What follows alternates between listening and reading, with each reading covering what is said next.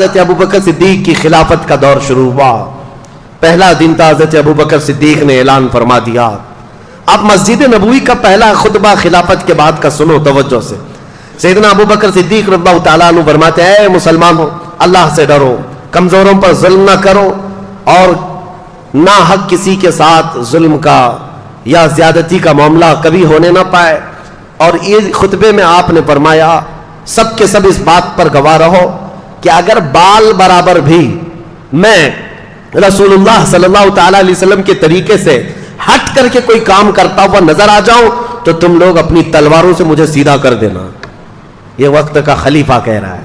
حضرت ابوبکر صدیق نے فرمایا اگر میں بال برابر بھی ہٹ جاؤں تو تم اپنی تلواروں سے مجھے سیدھا کر دینا, اور اگر رسول اللہ صلی اللہ تعالیٰ علیہ وسلم کے بتائے ہوئے راستے پر ہی چل رہا ہوں تو تم میری بات کو قبول کر لینا. اور اس کے بعد مسجد نبوی شریف امامت کے لیے آگے بڑھتے ہیں. عزیزان گرامی وقار, آج بھی وہ مصلی امامت موجود ہے جہاں میرے آقا نے امامت فرمائی. وہ مسجد نبوی کا شروع کا حصہ. نبی پاک صلی اللہ تعالیٰ علیہ وسلم کا جو محراب ہے نا, آج بھی وہ مدینے میں ہے. مسجد نبوی میں وہ محراب ویسے ہی ہے. حضرت ابوبکر صدیق جیسے ہی آئے اس محراب کو آپ نے کیا کر دیا, بند کر دیا. جہاں رسول کریم صلی اللہ علیہ وسلم, جیسے یہ محراب ہے, اس محراب کو بند کر کے آپ نے دیوار چندی, ایک دیوار بنائی اور پیچھے آ گئے مصلی لے کر, پیچھے کی طرف آ گئے. لوگوں نے کہا وہ رسول اللہ کا محراب ہے, رسول کریم صلی اللہ تعالیٰ علیہ وسلم کا محراب ہے. آپ نے وہاں پر دیوار لگا دی اور آپ پیچھے مصلی لے کر کے آ گئے. اللہ اکبر, کمال عشق دیکھو. کہتے ہیں میں نہیں چاہتا کہ جہاں رسول اللہ کے قدم ہو میرے قدم ہو, بلکہ میں نے مصلی پیچھے اس لیے ہٹا لیا کہ جب میں سجدے میں جاؤں تو میرا سر وہاں ہو جہاں رسول اللہ کے قدم تھے. بخدا خدا کا یہی ہے ڈر, نہیں اور کوئی مفر مکر, جو وہاں سے ہو یہیں آ کے ہو, جو یہاں نہیں تو وہاں نہیں. اعلیٰ حضرت نے جو فرمایا, حضرت ابوبکر صدیق نے کہا کہ میرا سر وہاں لگے جہاں رسول اللہ کے قدم لگتے تھے, کیونکہ حضور پیچھے کھڑے ہوتے اور پیشانی حضور کی محراب کے اندر ہوتی. آپ نے وہ پیشانی کی جگہ حضور جہاں سجدہ کرتے تھے اس کو بند کر دیا, اس لیے کہ کبھی کسی اور کا پیر وہاں نہ پڑنے پائے جہاں رسول اللہ کی پیشانی لگی.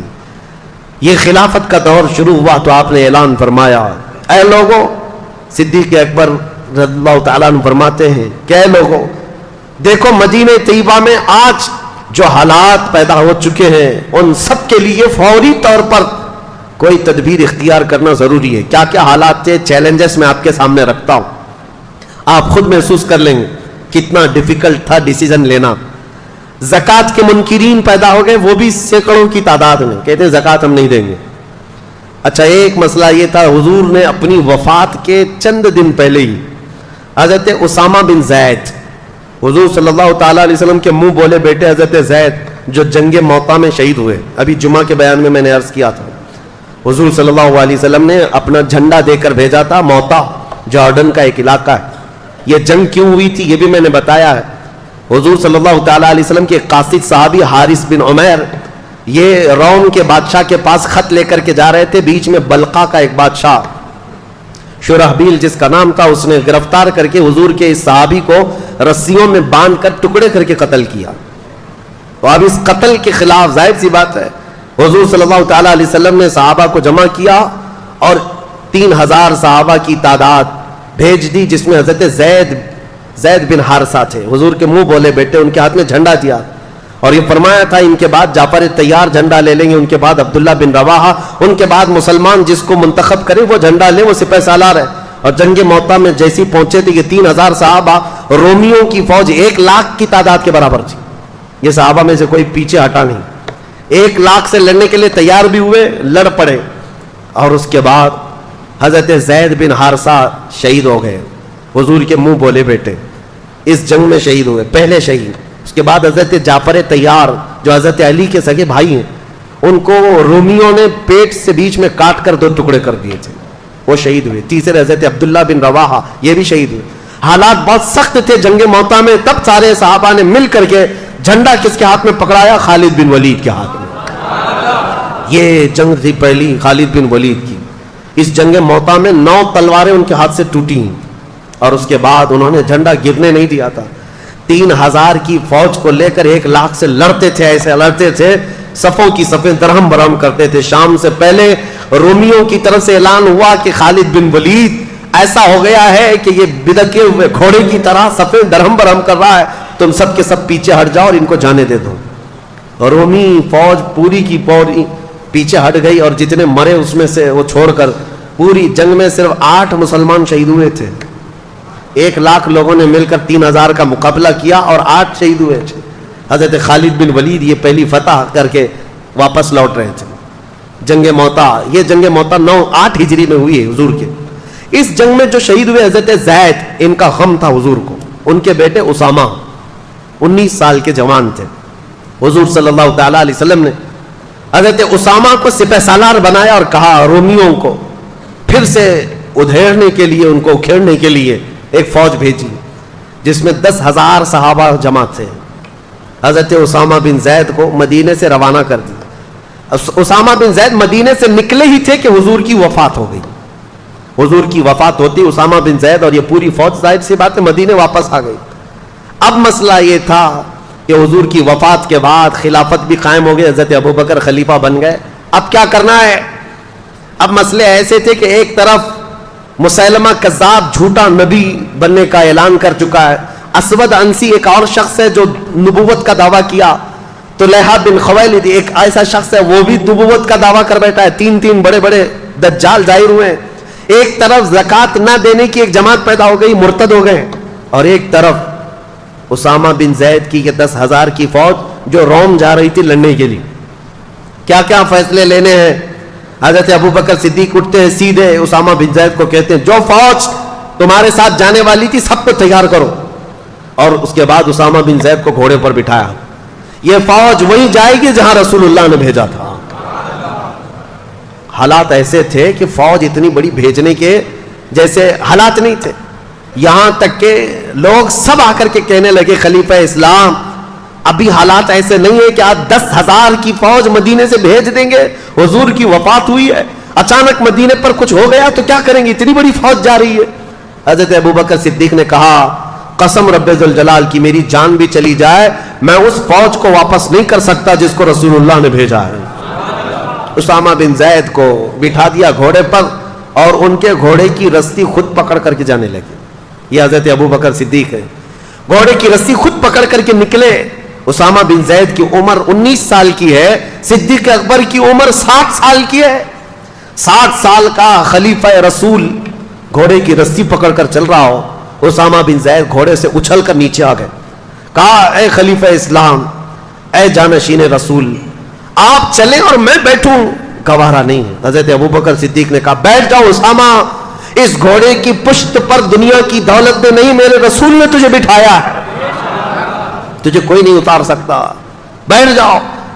پھر کہا آپ رسی پکڑ کر کیوں چل رہے ہیں؟ کہا خلافت کی ذمہ داریاں ایسی آ گئیں کہ مدینے کی سیکیورٹی بھی ہے, ان دجالوں سے مقابلہ بھی ہے, منکرین زکوٰۃ سے بھی لڑنا ہے. خواہش تو میری یہ تھی کہ تمہاری فوج میں میں بھی شریک ہو جاتا, میں بھی چلا جاتا, رسول اللہ نے بھیجا ہے, لیکن خلافت کی ذمہ داریوں کی وجہ سے میں تمہارے ساتھ جنگ پر جا نہیں سکتا. میں کم از کم تمہاری رسی پکڑ کر مدینے سے باہر تک تو جا سکتا ہوں تاکہ کل قیامت کے دن ان مجاہدین کا نام پکارا جائے تو گھوڑے کی رسی پکڑنے والوں میں میرا بھی نام آ جائے. عزیزان گرامی, نیکی چھوٹی ہو کہ بڑی ہو, ابوبکر صدیق چھوڑتے نہیں تھے. صحابہ میں یہ بات تھی کہ حضرت ایک بار حضور صلی اللہ تعالی علیہ وسلم مجلس میں کہہ رہے تھے صبح ہی فجر کی نماز کے بعد ٹائم کتنا ہوا ہوگا, حضور نے اعلان کیا کوئی ہے جس میں آج کسی بیمار کی عیادت کر کے آیا ہو. صحابہ کی جماعت, حضرت ابوبکر کھڑے ہوئے, کہا میں عیادت کر کے آیا ہوں. تھوڑی دیر کے بعد حضور صلی اللہ تعالی علیہ وسلم نے پھر دوسرا سوال فرمایا کوئی ہے جو آج ایک غلام آزاد کر کے آیا ہو. حضرت ابوبکر کھڑے ہو گئے. پھر حضور صلی اللہ تعالی علیہ وسلم نے اعلان فرمایا کوئی ہے جو آج کسی غریب کو کھانا کھلا کر کے آیا ہو. پھر حضرت ابوبکر کھڑے ہوئے, کہا میں کر کے آیا ہوں. جتنی مرتبہ حضور جس نیکی کے بارے میں پوچھتے ہیں وہ مسجد میں خود ہی کھڑے ہوتے ہیں کہ یا رسول اللہ میں کر کے آیا. اور یہ کب؟ فجر کی نماز میں. بعد میں رسول کریم صلی اللہ تعالی علیہ وسلم نے یہ اعلان فرمایا اس مجلس میں کہ گروہ صحابہ سنو, جنت کے 8 دروازے ہیں, مسلمان الگ الگ دروازوں سے جنت میں جا رہے ہوں گے، لیکن جنت کا ہر دروازہ ابو بکر کو اپنی طرف پکار رہا ہوگا، ہر دروازہ اپنی طرف پکار رہا ہوگا کہ تم اس میں سے آ جاؤ، تم اس میں سے آ جاؤ۔ ابو بکر صدیق کی نیکیاں، وہ چھوٹی نیکی بھی چھوڑتے نہیں تھے۔ اسامہ بن زید کو روانہ کیا۔ اب ذہن حاضر رکھو، آپ سچویشن کیسی ہے میں خود پڑھ کر کے حیران ہوں۔ اس کے بعد حضرت خالد بن ولید کو بلایا، حضرت شرحبیل حسنہ ایک اور صحابی ہیں، ان کو بلایا، اور تقریباً اس میں بھی 2000 یا 3000 صحابہ کو جمع کیا اور کہا جاؤ اس مسیلمہ کذاب کا مقابلہ کرنا ہے جو جھوٹا نبی بنا ہوا ہے۔ یہ گئے جھوٹے نبی کے مقابلے کے لیے، جب گئے تھے لوگ، اس وقت حضرت خالد بن ولید اپنی ایک چھوٹی سی جماعت لے کر کے الگ، اسود انسی اور طلحہ بن خویلد جو 2 اور جھوٹے نبی تھے، کہا میں ان کا کام پہلے کر کے آتا ہوں۔ حضرت خالد بن ولید گئے، ان کے مقابل میں کون کھڑا ہوتا؟ اسود انسی کو، طلحہ بن خویلد کے جتنے ہواری مواری تھے سب کو مار ڈالا، اور وہ ڈر کے مارے جھوٹا نبی ملک شام بھاگ گیا، اور روایت میں کہ بعد میں مسلمان بھی ہو گیا، چھوڑ دیا۔ اسود انسی جو تھا اس کو اس کے قریبی لوگوں نے مار ڈالا۔ حضرت خالد بن ولید کی ہیبت ایسی تاری ہوئی، یہ 2 جھوٹوں کو مار کر کے حضرت خالد بن ولید پھر آئے شرحبیل حسنہ کے ساتھ۔ یہ 3000 صحابہ کی جماعت تھی، لیکن جیسے ہی گئے یہ مسیلمہ کذاب 30,000 لوگوں کو جمع کر چکا تھا۔ مجھے حیرت ہوتی ہے، رسول اللہ کے زمانے سے یہ زمانہ بہت ملا ہوا ہے۔ اتنے قریب کے زمانے میں جب 30,000 جھوٹے نبی کو ماننے والے پیدا ہو گئے تھے، تو آج قادیانیوں کی جماعت میں کیوں نہیں جا سکتے؟ ہوتے ہیں۔ یا ہمارے دور کا جو دجال 100 سال پہلے جو گزرا، غلام احمد قادیانی، اس نے بھی نبوت کا دعویٰ کیا۔ یہ احمدی جماعت نام سے پوری دنیا میں پھیلی ہوئی ہے، قادیانیوں کی جماعت ہے۔ یہ اپنے آپ کو جماعت احمدیہ کہتے ہیں، اور سارے انٹرنیٹ پر بھرے ہوئے ہیں ویب سائٹ، اسلام نام سے جیسی کھولیں تو احمدی جماعت کی ویب سائٹ کھلتی ہے۔ یاد رکھنا نوجوانوں، غلطی سے ان کے زہر میں نہ چلے جانا، ساری باتیں وہی کرتے ہیں لیکن بعد میں چل کر کے اپنے جھوٹے نبی کا عقیدہ دھیرے دھیرے ڈالتے ہیں، اور یہ کہتے نہیں غلام احمد قادیانی کو نبی مان لو تو محمد صلی اللہ علیہ وسلم کے خاتم النبیین ہونے میں کوئی فرق نہیں آتا۔ وہ رسول اللہ خاتم النبیین ہے، لیکن یہ بھی نبی ہے۔ اور یہ ایسا جھوٹا نبی، جاہل، پنجاب کا رہنے والا، قادیان پنجاب میں، اور اس نے انگریزوں کی مدد سے جو نبوت کا دعویٰ کیا تھا، اور خود کے پتہ نہیں ایسی ایسی چیزیں گڑھ کر کے لائے۔ اس کی کتابیں بھی موجود ہیں، کیا بکتا تھا وہ سمجھ میں نہیں آتا، اور کہتا میرے اوپر وہی آتی ہے، اور فرشتے وہ بھی وہی انگلش میں لے کر آتے تھے۔ ہاں، انگلش میں 2 فرشتے آتے تھے، ٹیسو ٹیسو میسو میسو، اور یہ وہی، یہ ایک مذاق تھا۔ پوری امت نے اس کا انکار کیا ہے، جھوٹے نبی کا۔ یہ جماعت آج جو پھیلی ہوئی ہے احمدیہ جماعت، اس کو پہچانو، یہ کافر جماعت ہے، اس کا اسلام سے کوئی تعلق نہیں۔ رسول اللہ کے خاتم النبیین ہونے کا عقیدہ نہیں ہے تو مسلمان ہو ہی نہیں سکتا۔ اب اس وقت کی بات کر رہا ہوں، مسیلمہ کذاب جھوٹا نبی، اس کے ساتھ 30,000 لوگ کھڑے تھے، 30,000 لوگ۔ اب جب مقابلے کی بات آئی تو سیدھا مقابلہ ہوا تھا صحابہ کا اور ان کا، لیکن صحابہ میں سے تقریباً 700 صحابہ حافظ قرآن وہاں شہید ہو گئے تھے۔ یہ بہت بڑی تعداد تھی شہادت کی، پوری تاریخ میں بتا رہا ہوں میں، جتنی جنگیں ہوئی ہیں اس میں 700 حافظ قرآن صحابہ شہید ہوئے تھے، جس کی وجہ سے حضرت ابوبکر صدیق رضی اللہ تعالیٰ عنہ نے بعد میں قرآن کو جمع کرنے کا حکم دیا تھا کہ اگر یہ سارے حافظ قرآن صحابہ شہید ہو گئے تو پھر قرآن کیسے محفوظ رہے گا۔ ان کے بعد یہ قرآن کی حفاظت کا حکم، قرآن کی جمع کرنے کا حکم ہوا۔ اب ایک اور بات میں مزے کی بتاؤں، جنگ احد میں حضرت امیر حمزہ رضی اللہ تعالیٰ عنہ کو شہید کرنے والے ایک حبشی غلام جن کا نام وحشی ہے، وہ ابو سفیان اور ہندا کا غلام تھا۔ ہندا نے ایک قسم کھائی تھی کہ امیر حمزہ کو قتل کرنے کے بعد سینہ چاک کر کے میں کلیجہ چباؤں گی، کیونکہ اس کے بھائی اور باپ کا قتل کیا تھا امیر حمزہ نے جنگ بدر میں۔ تو امیر حمزہ کو قتل کرنے والا وحشی، نام ہی وحشی تھا لیکن کالے قسم کے حبشی، امیر حمزہ کو نیزہ مار کر کے شہید کیا تھا۔ بہت تیر انداز، ایسا نشانہ لگانے میں ماہر، ایسا نشانہ کہ بہت دور سے اگر وہ ایک باریک سی چیز کو بھی رکھ دیا جائے تو اپنے نیزے سے نشانے پر لگا دیتے ہیں. تو امیر حمزہ اس کے نیزے سے شہید ہوئے. لیکن حیرت کی بات یہ ہے کہ وہ وحشی بعد میں اسلام میں داخل ہوئے اور رسول اللہ کے صحابی بھی بنے. میرے آقا نے بہتوں کو معاف کیا ہے, بہتوں کو معاف کیا ہے. لیکن یہ وحشی, اب ہم انہیں حضرت وحشی کہتے ہیں, ہمیشہ اس غم میں رہتے تھے کہ میں نے رسول اللہ کے چچا کو قتل کیا ہے. رسول اللہ کے قریبی چچا اور سپہ سالار اسلام بطل جلیل اللہ کے شیر کو میں نے قتل کیا. اپنے آپ میں وہ غمگین رہتے تھے کہ میں نے کیسے کو قتل کیا, اس کا کفارہ انہیں ادا کرنا تھا. پھر جیسے ہی حضرت خالد بن ولید کیا یہ لشکر نکلا تھا مسیلمہ کذاب کو مارنے کے لیے, اور جنگ بہت سخت ہو گئی تھی, 700 صحابہ شہید ہو گئے تھے. اس وقت جانتے ہیں سب سے اہم کردار ادا کیا تھا یہ حضرت وحشی نے. نشانہ باز کی ضرورت تھی. مسیلمہ کذاب چھپ چھپ کر کے بیٹھتا تھا, اس کے اطراف لوگوں کی بھیڑ ہوتی, چھپتا تھا. یہ حضرت وحشی نے جو نیزہ حضرت امیر حمزہ کو مارا تھا نشانے سے, اس جنگ کے میدان میں بڑی دور سے نیزہ چلایا تھا تو سیدھے مسیلمہ کذاب کی پیشانی میں گھس گیا. وہ جھوٹا نبی ایک ہی دم میں مر گیا, نیچے زمین پر آ گیا. وہ حضرت وحشی کہتے تھے میں نے یہ کفارہ ادا کر لیا. زمانے جاہلیت میں میں نے ایک بطل جلیل کو قتل کر دیا تھا, زمانے اسلام میں دنیا کا سب سے بڑا دجال جھوٹا نبی تھا, اس کو میں نے قتل کیا. یہ جنگ سرو کر لیا حضرت ابوبکر صدیق نے. اب سنیے, حالات ایسے تھے کہ ایک طرف حضرت خالد بن ولید مسیلمہ کذاب سے لڑنے کے لیے گئے, ایک طرف حضرت اسامہ بن زید 10,000 کا لشکر لے کر رومیوں سے لڑنے گئے, ان کے باپ کا بدلہ بھی لینا تھا, رومیوں سے لڑنے کے لیے گئے. اور تیسری طرف زکات کے منکرین جو تھے وہ کہہ رہے تھے ہم زکات نہیں دیں گے. حضرت ابوبکر صدیق سارے صحابہ جو موجود تھے, اکثر تو جا چکے 2 جنگوں میں بلکہ کئی جنگوں میں, خود حضرت ابوبکر موجود ہیں اور کچھ صحابہ تھے, کہا کہ اٹھو وہ زکات کے جو منکرین ہیں ان سے ہم جا کر لڑیں گے. حضرت عمر نے کہا کیا پورا مدینہ خالی کر دو گے آپ؟ خلافت پہ ابھی آئے بیٹھے ہیں اور آنن فانن آپ ساری لڑائیاں ادھر بھی ادھر بھی وہ بھی یہ بھی, یہ زکات کے جو منکرین ہیں ان کو بعد میں نپٹ لیں گے. صدیق اکبر نے کیا کہا جانتے ہو؟ اے سارے مدینے والے آ کر مجھے روک دے کہ یہ منکرین زکات سے لڑنا نہیں چاہیے. کہتے ہیں قسم خدا کی وہ ایک بکری کا بچہ بھی جو زکات میں پہلے دیتے تھے اگر وہ بھی ان لوگوں نے دبا کر کے رکھ لیا تو یہ ابو بکر ان سے لڑتا رہے گا چاہے مدینے والوں کے چھیتڑے اڑ جائیں. کیوں؟ اس کو ہلکے میں نہیں لیتے تھے.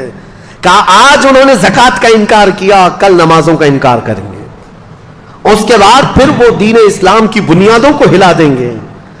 یہ ہوتی ہے خلافت کی اہم ذمہ داری کو سمجھنا. برائی جب شروع ہو تو اس کے ناکے پر ہی روک لگا دینا چاہیے. یہ نہیں کہ بڑھنے کے بعد دیکھیں گے مقابلہ کر کے روک لیں گے, نہیں. حضرت ابوبکر صدیق نے منکرین زکات سے لڑنے کے لیے بھی صحابہ کو بھیج دیا, اور یہ تینوں محاذ پر گئے ہوئے صحابہ کوئی بھی ناکام واپس نہیں لوٹا, کوئی ناکام نہیں لوٹا. حضرت اسامہ بن زید کی عمر تو 19 سال کی تھی, رومیوں کے دانت کھٹے کر کے ان کو کھدیڑ کر کے واپس تشریف لائے. خالد بن ولید اسود انسی کو بھی مار دیا, طلحہ خویلد کا فتنہ بھی ختم کیا, مسیلمہ کذاب جھوٹے نبی کو بھی مار دیا. 7 فتنے ختم کر کے حضرت خالد بن ولید وہاں سے لوٹ رہے تھے. اور یہ منکرین زکات کے لیے جو صحابہ گئے تھے وہ سارے منکرین زکات جو زکات دینے سے انکار کر رہے تھے ایسے ڈر گئے کہ سچی توبہ کیا اور ساری زکاتیں لا کر مدینے میں جمع کر دیا. یہ سارے فتنے ایک ساتھ ختم کیے تھے سیدنا ابوبکر صدیق رضی اللہ تعالی. خلافت, سیاست اور حکومت. اس کے بعد کیا آپ کب سوتے تھے, کب جاگتے تھے اور کب یہ سارے کام کرتے تھے؟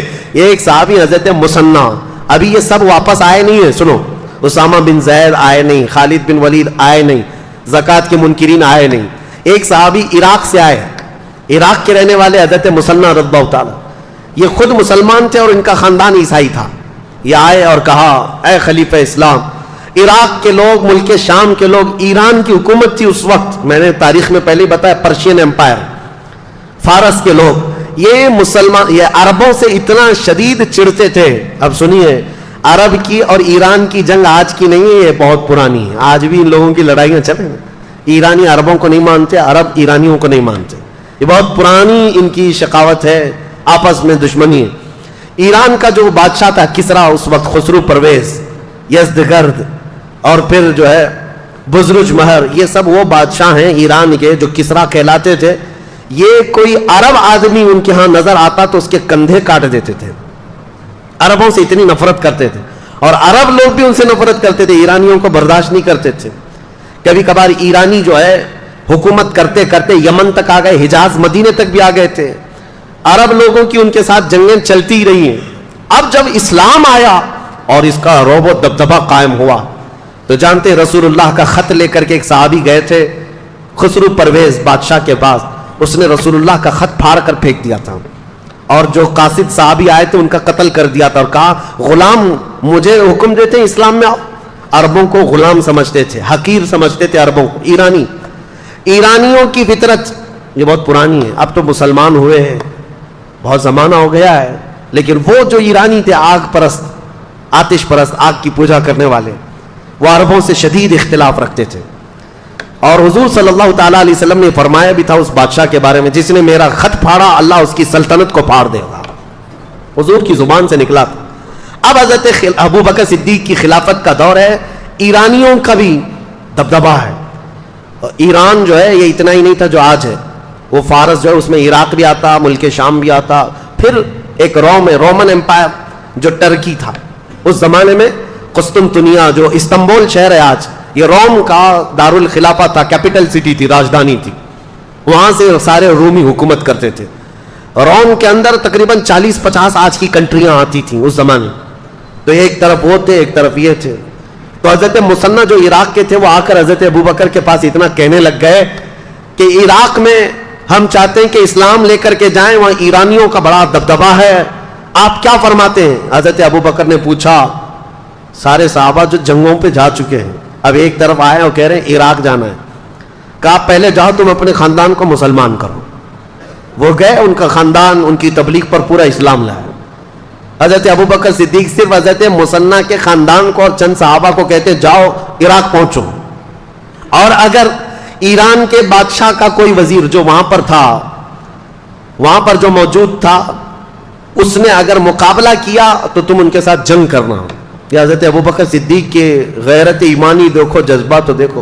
ایک خاندان اور تھوڑے صحابہ کو ایران جیسی حکومت کے کسی وزیر سے لڑنے کے لیے بھیج دیے. اور وہ صحابی بھی ہیں، ایسا نہیں کہہ رہے ہیں کہاں بھیج رہے ہیں آپ، وہ بھی ایمان کامل کے ساتھ چل پڑے. بیچ راستے میں تھے حضرت خالد بن ولید، یہ مسیلمہ کذاب کو قتل کر کے آ رہے تھے. حضرت ابوبکر نے یہیں سے خط لکھ دیا خالد بن ولید کو کہ مدینے مت آنا، جتنے صحابہ تمہارے ساتھ بچے ہیں ان سب کو لے کر کے عراق کی فتح کرنے چلے جانا. مدینے آنے تک بھی نہیں دیا. حضرت خالد بن ولید خط کو چومتے ہیں اور وہیں سے عراق چل پڑتے ہیں. ان میں سے کوئی ایک نے بھی یہ نہیں کہا گھر جائیں گے آرام کریں گے. حضرت خالد بن ولید اپنے صحابہ جتنے تھے بچے ہوئے ان کو لے کر حضرت مثنیٰ کے ساتھ جمع ہو گئے اور عراق کی طرف چل پڑے. اللہ اکبر. میں اب یہ ساری چیزیں بیان بھی نہیں کر پاؤں گا، اتنی فتوحات حضرت خالد بن ولید کی ہیں، نام یاد نہیں رہ جاتے. جاتے ساتھ آپ نے عراق کی سرحد پر داخلہ کیا، اور جو وہاں کا باج گزار تھا، جو بادشاہ بنا ہوا عراق کا تھا، وہ ایران کا باج گزار، ایران کا وزیر تھا، وہ بھی کٹر آتش پرست. اس کو سیدھے حضرت خالد بن ولید نے یہ پیغام بھیجا، اسلام لاؤ، امن کے ساتھ رہو، یا تو پھر ہمیں ٹیکس دو، یا ہماری حکومت کو تسلیم کرو، یا ہمارے ساتھ جنگ کرو، اس لیے کہ تم نے ہمارے عربوں کو بہت مارا ہے، مسلمانوں کو بہت مارتے ہو. جیسے حضرت خالد بن ولید کا یہ خط پہنچا تو عراق کا جو باج گزار تھا وہ حیرت میں آیا، کہا مسلمانوں کی اتنی ہمت کی یہاں تک آ گئے. اور اس نے ایران کے بادشاہ کو خط لکھ کر کے بھیجا کہ ایک لشکر آیا ہے مسلمانوں کا. خط تو بھیجا لیکن خود اپنی فوج لے کر لڑنے کے لیے آ گیا دریائے فرات کے قریب. اور حضرت خالد بن ولید نے اپنے صحابہ کو اتارا میدان میں. 2 دن کی جنگ چلی تھی کہ اس وزیر کو ہی قتل کر ڈالا. علاقہ پورا پرچم اسلام سے لہرایا.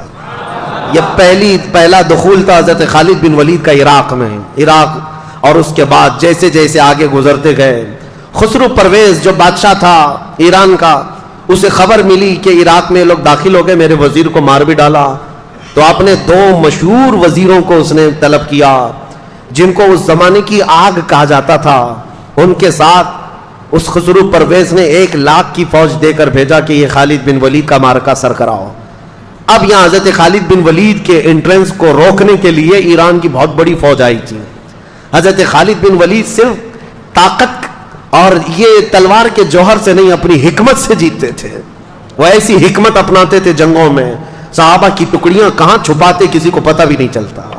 ہر ایک کو تازہ دم میدان میں اتارتے تھے، ہر ایک کو جوہر کے ساتھ اتارتے. اور جو دو آئے تھے یزدگرد ان کا کچھ نام تھا، یہ جو ایران کے بادشاہ کے، ان کا مقابلہ دریائے فرات پر حضرت خالد بن ولید نے ایسا کیا کہ ان میں سے ایک کو قتل کیا اور ایک کو وزیر کے بادشاہ کے پاس بھاگنے پر مجبور کیا اور باقی فوج کو تتر بتر کر دیا. اور ایرانی فوج میں ایسی ہیبت طاری ہوئی کہ وہ بدکے ہوئے گھوڑوں کی طرح بھاگتے تھے اور کہتے تھے جنات آ گئے ہمارے ہاں، جنات آ گئے. یہ چند صحابہ کی جماعت تھی. عراق میں داخل ہوتے گئے عراق کا کافی حصہ خالی ہو گیا. تو حضرت خالد بن ولید نے حضرت قعقاع ایک صحابی ہیں ان کو عراق کا گورنر بنایا اور وہاں سے پھر نکل پڑے. کہا میں اب ملک شام بھی فتح کر کے رہوں گا. مدینے واپس نہیں آئے. اللہ اکبر. اس بطل جلیل کو لاکھوں سلام. خالد بن ولید سیف اللہ المسلول. میں سوچتا ہوں کیا ان کا گھر نہیں تھا، کیا ان کے بیوی بچے نہیں تھے، مہینوں گزارتے تھے. اور خالد بن ولید نے پورا عراق فتح کر لیا تھا. عراق فتح کر کے وہاں صحابہ کو گورنر بنایا اور واپس نکلے ملک شام کی طرف. ملک شام آئے، حمص کا علاقہ، حلب کا علاقہ جہاں رومیوں کی حکومت تھی. تو انہوں نے ایک سپر پاور سے ٹکر تو آلریڈی لے لی تھی. ایک سپر پاور پرشین امپائر تھے، ان سے تو چھیڑ چھاڑ ہو گئی تھی، ان کے ہزاروں کو مارا بھی تھا. ملک شام میں رومن امپائر کا قبضہ تھا. خالد بن ولید نے ان کو بھی چھیڑ دیا. دو بڑی سپر پاور طاقتیں اس زمانے کی، پرشین امپائر اور رومن امپائر. اور دونوں کو چھیڑنے والا، دونوں کو اٹھانے والا اور دونوں کو کھدیڑنے والا ایک ہی صحابی خالد بن ولید. ایک ہی صحابی. ملک شام میں رومیوں کا قبضہ تھا. جیسے ہی داخل ہوئے شامی جتنے تھے ان لوگوں نے کہا کہ ان کا مقابلہ ہم عربوں سے ہی کرتے ہیں، کیونکہ شام کے رہنے والے جو ایران کے تھے وہاں کے قریب، شام اور ایران پڑوس میں، تو وہاں کا جو بادشاہ تھا اس نے کہا کہ خالد بن ولید کا مقابلہ ہماری فوج سے نہیں عربوں سے ہی کرتے ہیں. وہ اچھا جانتے ہیں کیونکہ کچھ عرب بھی وہاں رہتے تھے اور کچھ عربوں کو خرید کر کے لائے تھے. ایک پوری جماعت کھڑی کر دی عربوں کو عرب سے لڑانے کے لیے. لوگوں نے پوچھا بھی یہ کیا کر رہے ہو؟ کہا لوہے کو لوہا کاٹتا ہے. اس نے یہ جملہ کہا تھا لوہے کو لوہا کاٹتا ہے، عربوں کو عرب ماریں گے. لیکن ان ظالموں کو یہ معلوم نہیں ایک طرف ہو سکتا ہے لوہا ہے، دوسری طرف اللہ کا شیر ہے. وہاں سیف اللہ المسلول ہے. اور عربوں کے اس قبیلے کو لا کر کھڑا کیا. حضرت خالد بن ولید نے ایک ہی دن میں ان پورے عربوں کا کام تمام کر دیا. ایک ہی دن. اس پورے سفر میں سیدنا خالد بن ولید نے تقریباً 26 جنگیں لڑی اور ہر جنگ میں فتح کا جھنڈا لہرایا ہے. ہر جنگ میں. عراق داخل ہوئے، شام میں داخل ہوئے، حتیٰ کہ وہ آنے کو تیار نہیں تھے. خلیفہ اسلام حضرت ابوبکر کا خط آیا کہ اب تو مدینے واپس آ جاؤ، اب آ جاؤ. ابھی ایران فتح نہیں ہوا تھا. جب حضرت خالد بن ولید کو دوبارہ بلایا گیا تب وہ واپس مدینہ طیبہ تشریف لائے. اتنے علاقے قبضہ کر کے آئے تھے، فتح کر کے آئے تھے. میں آپ کو بتاؤں یہ صدیق اکبر کے زمانے کے ہونہار سپہ سالار جنہوں نے اسود انسی جیسے دجال کو مارا تھا، جنہوں نے طلحہ بن خالد جو جھوٹی نبوت کا دعوے دار تھا اس کو ختم کیا تھا، مسیلمہ کذاب کو دھول چڑھایا تھا اور ایرانی طاقتوں کے نشے کو چور چور کر دیا تھا. عراق کو فتح کیا، شام کو فتح کیا، واپس مدینہ طیبہ میں آئے. خالد بن ولید رضی اللہ تعالیٰ عنہ کی حضور کے ساتھ جو زندگی گزری وہ صرف 4 سال کی ہے. صرف 4 سال کی صحبت ہے میرے آقا صلی اللہ تعالیٰ علیہ وسلم کی. اس 4 سال کی صحبت کا عالم یہ ہے. اور پھر فرماتے ہیں پوری زندگی میں انہوں نے 125 جنگیں لڑی. انشاءاللہ العزیز کل ان کی باقی جنگیں بھی بتاؤں گا جو حضرت عمر کے زمانے میں لڑی. حضرت عمر کا دور. یہ خلافت صدیق اکبر کے اہم واقعات جو میں نے بتایا آپ کو. فتوحات اسلام بڑھتی گئیں. اسلام مدینے سے نکلا ہے، پھر عراق میں پہنچ گیا، ملک شام میں پہنچ گیا، خطہ عرب جو آج کا ہے حجاز نجد تک پہنچ گیا، یمن تک چلا گیا. حضرت ابوبکر صدیق کے زمانے میں یہ اسلام کی سرحدیں تقریباً 15 لاکھ اسکوائر کلومیٹر تک پھیل گئی تھی، بہت دور تک جا چکی تھی. یہ صدیق اکبر کا زمانہ بہت ہی روشن زمانہ تھا. لیکن آپ کو زیادہ دن نہیں ملے. ٹوٹل آپ کے پاس 2 سال 3 مہینے تھے خلافت کے. 60 سال کی عمر تو تقریباً ہو چکی تھی آپ کی جب آپ خلافت پر آئے, اور 63 سال کی عمر میں آپ وفات پائے, جتنی رسول اللہ صلی اللہ علیہ وسلم کی ظاہری زندگی تھی. حضرت ابوبکر صدیق رضی اللہ تعالیٰ عنہ کی خلافت میں صرف یہ معاملات نہیں تھے, بلکہ حکومت کا ایسا نظام قائم کیا تھا, شعبے بنا دیے تھے. حضور کے زمانے میں یہ سب چیزیں تو ہوئی نہیں تھی, لیکن آپ نے بعد میں یہ سب شعبے بنائے, فوجیوں کے دستے الگ الگ بنائے, امیر العسکر, امیر لشکر کا ایک امیر بنایا, اور الگ الگ ٹکڑیوں کو تربیت دیا. آپ نے اس وقت کا ایک یعنی صحابہ کو فٹنس کے لیے ایک پورا میدان بنا رکھا تھا, وہاں دوڑ لگائی جاتی تھی. یعنی اس زمانے کا جیم, جو جوان صحابہ تھے ان کو پورے طور پر ورزش کروائی جاتی تھی, دوڑ لگائی جاتی تھی, پتھر اٹھوائے جاتے تھے فٹنس کے لیے روزانہ. یہ حضرت ابوبکر صدیق نے بنایا تھا. اور پھر بیت المال آپ نے بنایا, زکوٰۃ جتنی آتی تھی وہ سب بیت المال میں جمع ہوتی, اور پھر حضرت ابوبکر صدیق پورے مدینے کے لوگوں کو بیت المال سے سب تقسیم کر دیتے. یہاں تک کہ تقسیم کرنے کے بعد بیت المال کے اندر خود اپنے ہاتھ سے جھاڑو مارتے تھے. تو وہ لوگ کہتے کہ آپ جھاڑو کس لیے لگاتے ہیں؟ کہتے کہیں کوئی درہم گرا ہوا نہ رہ جائے جو مسلمانوں میں تقسیم ہونے سے رہ جائے. جھاڑو لگا دیتے. بیت المال کا نظام آپ نے قائم فرمایا, اور اس کے بعد آپ نے باضابطہ طور پر قرآن کو جمع کرنے کے لیے صحابہ کو منتخب کیا, پھر امیر بنایا, مسجدیں تعمیر کرنا شروع کیا.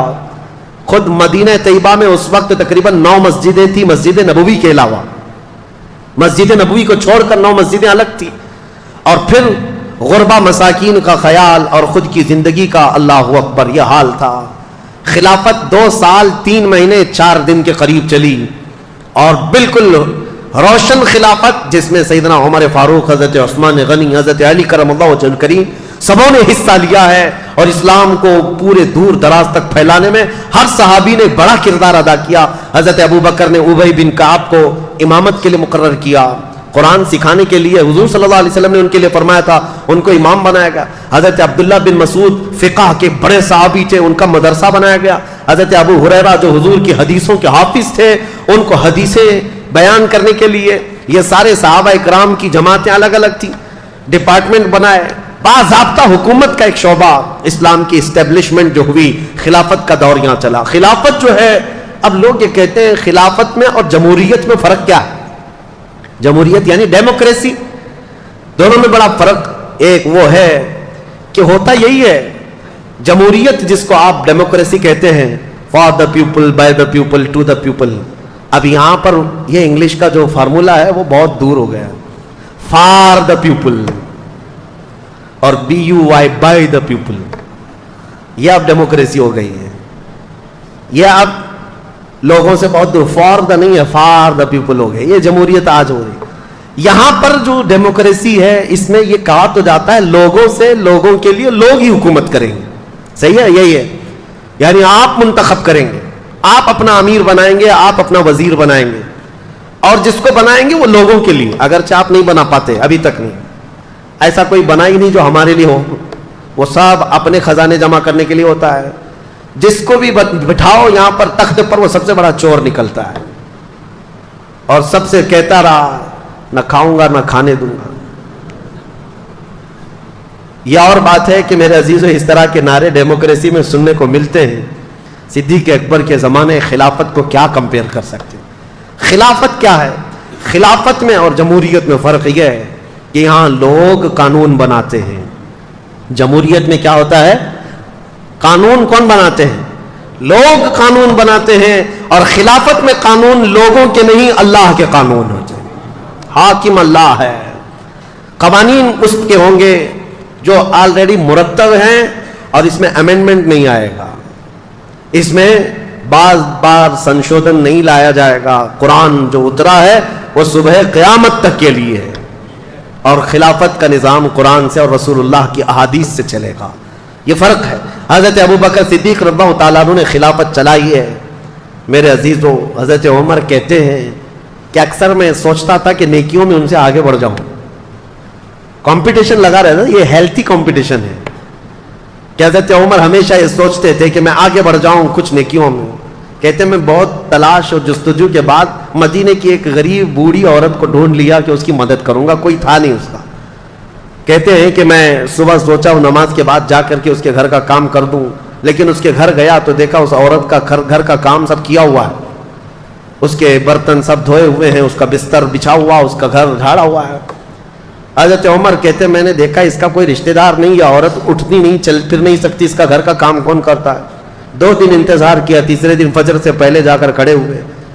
فجر سے پہلے ہی ایک شخص آیا، چہرے پر نقاب ڈالے ہوئے، گھر کی اس خاتون کے سارے کام کر کے جلدی نکل رہا ہے. حضرت عمر کہتے ہیں میں نے اس کا نقاب ہٹایا تو ابو بکر صدیق کہ تنہائی میں رات کے وقت کوئی غریب عورت کے گھر بھی کام کر جانا وقت کے خلیفہ کا. حالانکہ لوگ آج یہ سوچتے ہیں کہ یہ ڈیوٹی میری تھوڑی نہ ہے. صدیق اکبر رضی اللہ تعالیٰ عنہ راتوں کو سوچے نہیں. یہاں تک کہ حضرت عمر کہتے ہیں ایک مرتبہ میں سنا تھا کہ حضرت ابو بکر جنگل میں کسی کو کھانا کھلا کر آتے تھے. میں بھی ان کے انتقال کے بعد، حضرت ابو بکر کے انتقال کے بعد توشہ دان لے کر کے جنگل میں گیا، ڈھونڈتا رہا، کوئی ملا نہیں. شام ہو رہی تھی، مجھے ایک جگہ سے کسی کی آواز آئی، پہاڑ کی ایک کوہ میں کوئی شخص بیٹھا اللہ اللہ کہہ رہا ہے.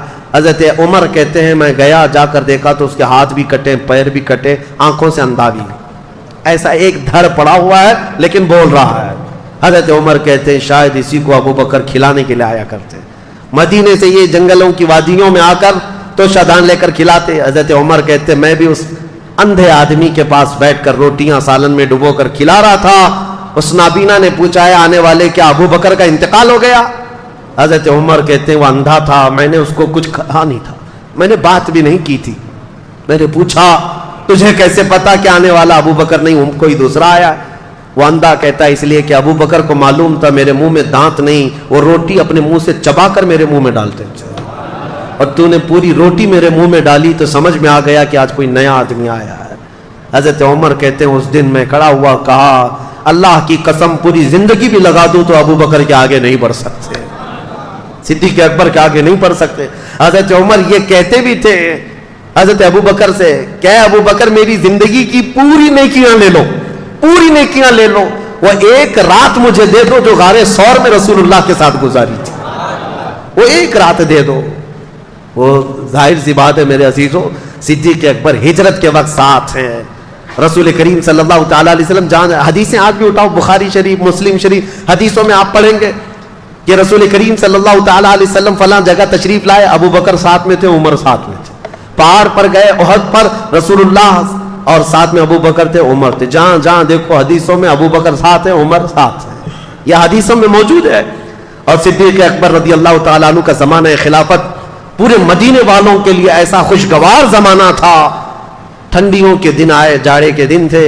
صدیق اکبر رضی اللہ تعالیٰ عنہ نے ٹھنڈے پانی سے غسل کر لیا، جاڑا لگ گیا، سردی پکڑ لی.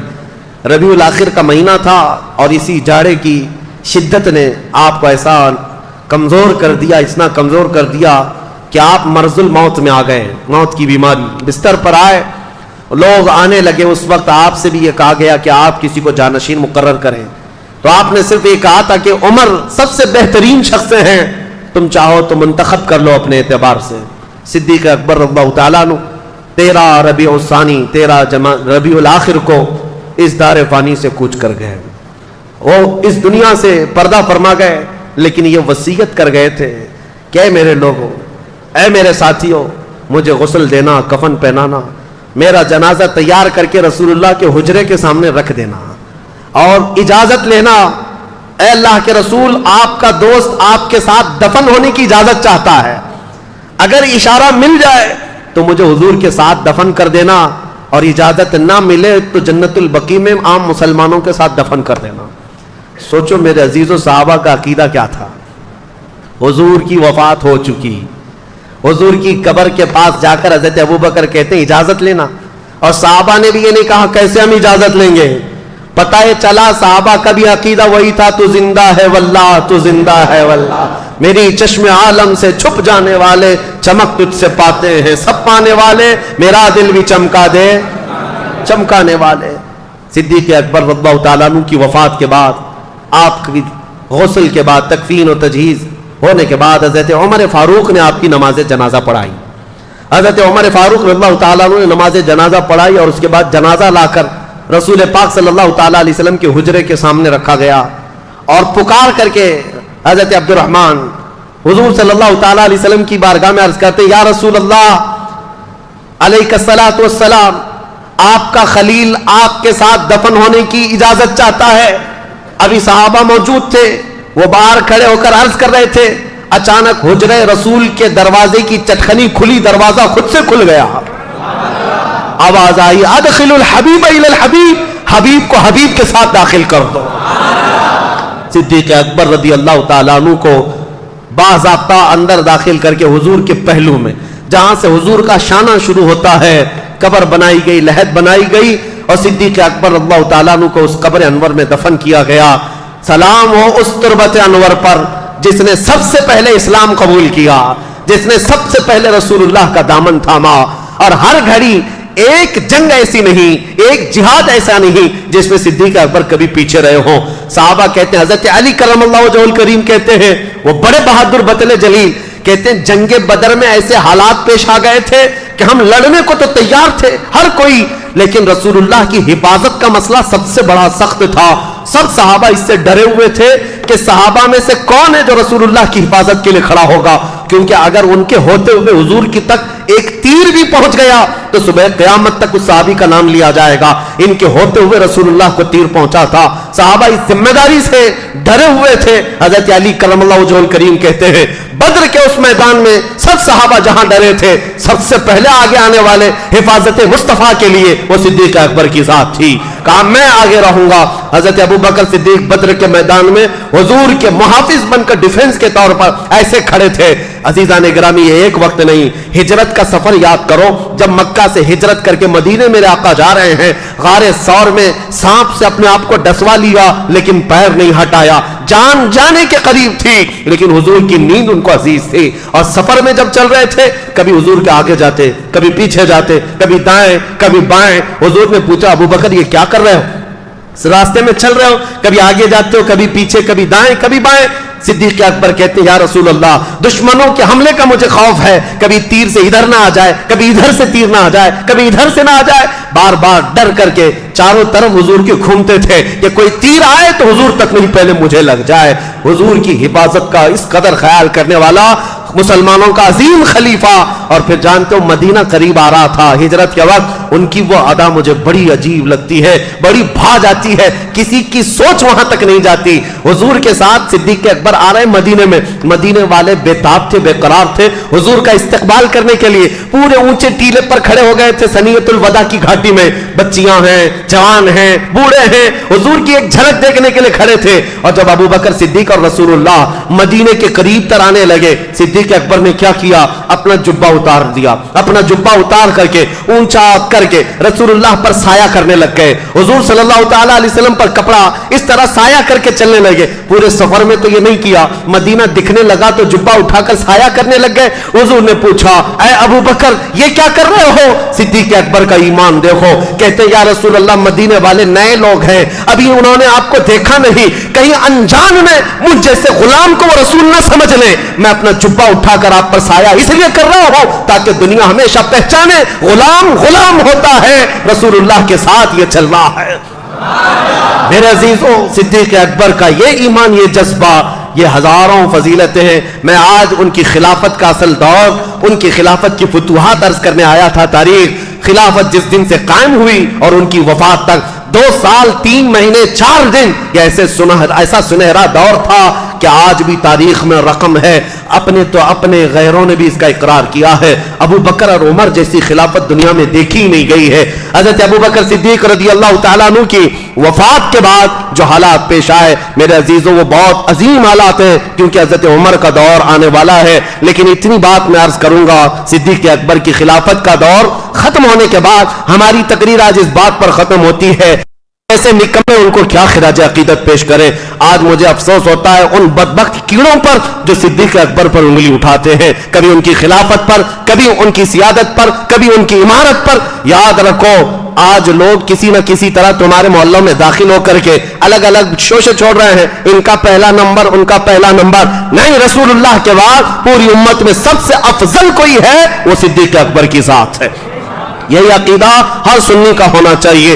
اب ان کی فضیلت میں ایک ہی جملہ کافی ہے، ایک جملہ کافی ہے، میرے آقا کا فرمان۔ میں کیا بیان کروں؟ خود رسول اللہ فرماتے ہیں اپنے آخری دور میں، حضور فرماتے ہیں میرے ساتھ جتنے لوگوں نے اچھا سلوک کیا تھا، جتنے لوگوں نے میرے ساتھ احسان کیا تھا، میں نے سب کے احسان کا بدلہ چکا دیا سوائے ابو بکر صدیق کے۔ حضور فرماتے ہیں ابو بکر صدیق کے احسان کا بدلہ میں نہیں دیا۔ یہ میرے آقا نے فرمایا، خود رسول اللہ نے فرمایا، اب امت کیا بدلہ چکا سکے گی؟